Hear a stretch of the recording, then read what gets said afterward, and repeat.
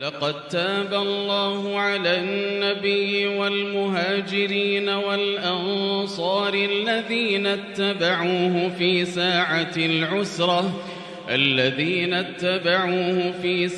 العسرة من بعد ما كاد يزيغ قلوب فريق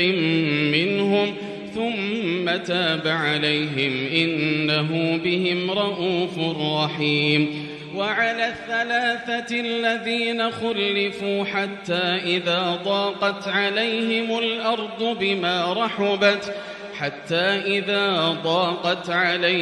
الأرض بما رحبت وضاقت عليهم أنفسهم وظنوا أن لا ملجأ من الله إلا إليه ثم تاب عليهم ليتوبوا إن الله هو التواب الرحيم. يا أيها الذين آمنوا اتقوا الله وكونوا مع الصادقين. ما كان لأهل المدينة ومن حولهم من الأعراب أن يتخلفوا عن رسول الله ولا يرغبوا بأنفسهم عن نفسه، ذلك بأنهم لا يصيبهم ظمأ ولا نصب ولا مخمصة في سبيل الله ولا يطؤون موطئا يغيظ الكفار ولا ينالون من عدو نيلا إلا كتب لهم به عمل صالح إن الله لا يضيع أجر المحسنين. ولا ينفقون نفقة صغيرة ولا كبيرة ولا يقطعون واديا إلا كتب لهم ليجزيهم الله أحسن ما كانوا يعملون. وما كان المؤمنون لينفروا كافة فلولا نفر من كل فرقة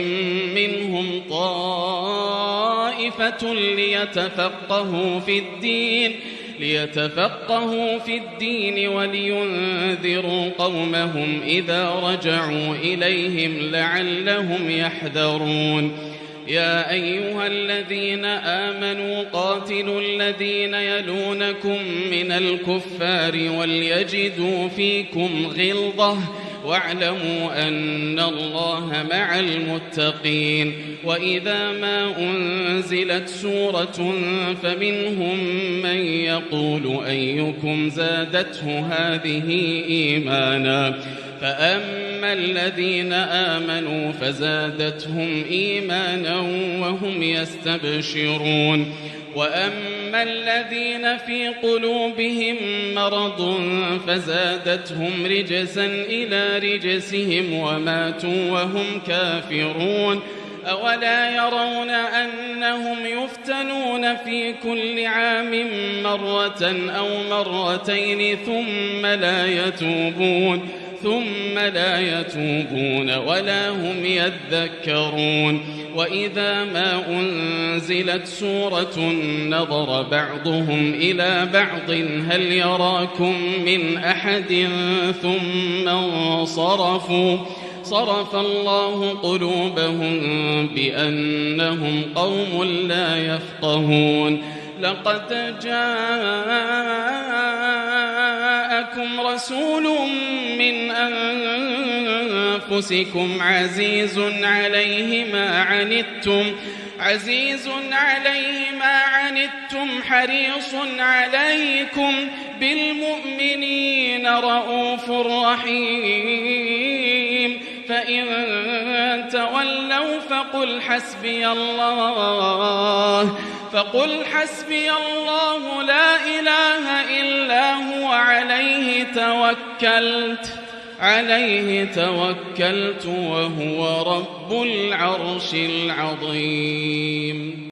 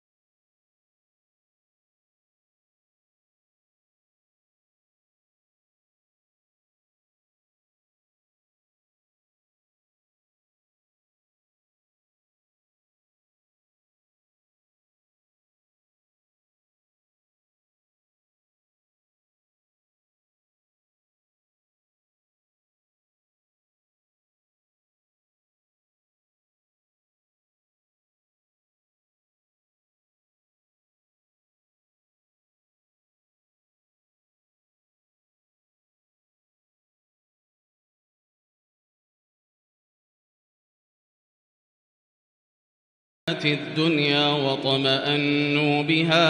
وطمأنوا بها والذين هم عن آياتنا غافلون أولئك مأواهم النار بما كانوا يكسبون إن الذين آمنوا وعملوا الصالحات يهديهم ربهم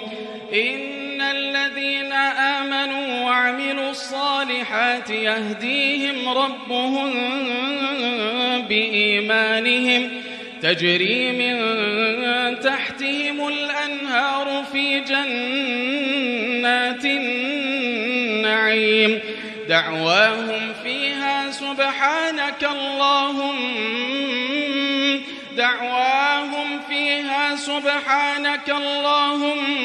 وتحيتهم فيها سلام وآخر دعواهم أن الحمد لله رب العالمين ولو يعجل الله للناس الشر واستعجالهم بالخير لقضي إليهم أجلهم فنذر الذين لا يرجون لقاءنا في طغيانهم يعمهون وإذا مس الإنسان الضر دعانا لجنبه أو قاعدا أو قائما فلما كشفنا عنه ضره مر كأن لم يدعنا إلى ضر مسه كذلك زين للمسرفين ما كانوا يعملون ولقد أهلكنا القرون من قبلكم لما ظلموا وجاءتهم رسلهم بالبينات وما كانوا ليؤمنوا كذلك نجزي القوم المجرمين ثم جعلناكم خلائف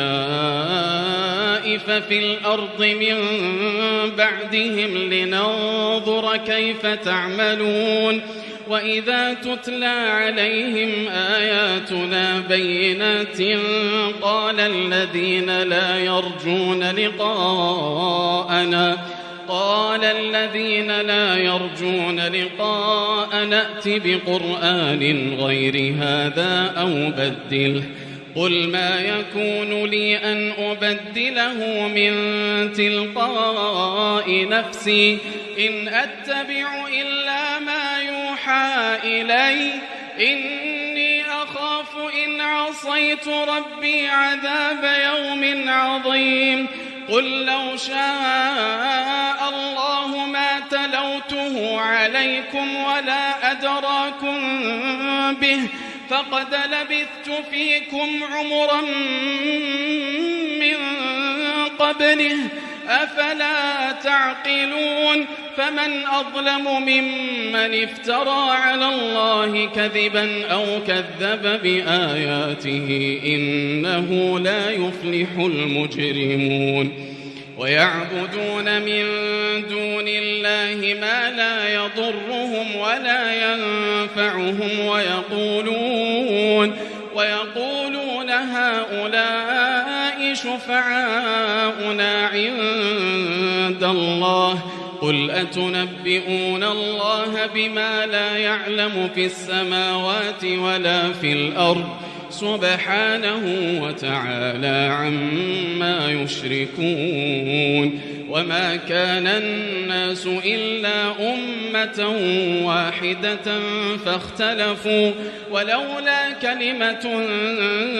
سبقت من ربك لقضي بينهم فيما فيه يختلفون ويقولون لولا أنزل عليه آية من ربه فقل إنما الغيب لله فانتظروا إني معكم من المنتظرين وإذا أذقنا الناس رحمة من بعد ضراء مستهم إذا لهم مكر في آياتنا قل الله أسرع مكرا إن رسلنا يكتبون ما تمكرون هو الذي يسيركم في البر والبحر حتى إذا كنتم في الفلك وجرين بهم بريح طيبة وفرحوا بها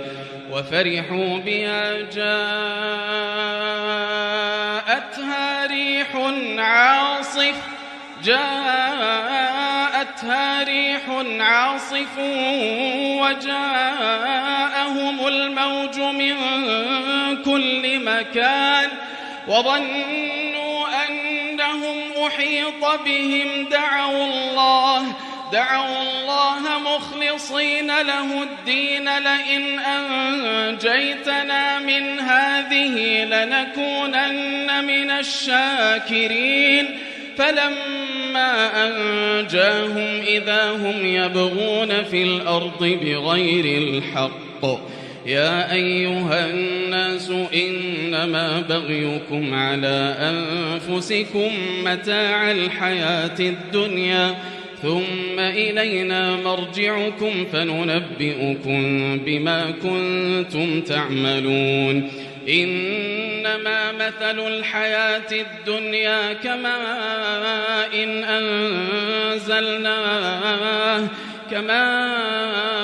إن أنزلناه من السماء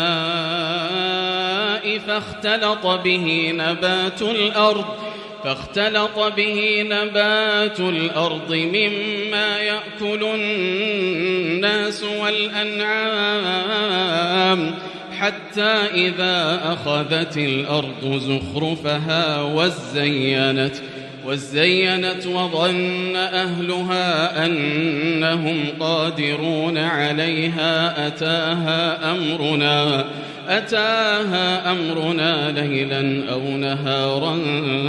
فجعلناها حصيدا كأن لم تغن بالأمس كذلك نفصل الآيات لقوم يتفكرون والله يدعو إلى دار السلام ويهدي من يشاء إلى صراط مستقيم.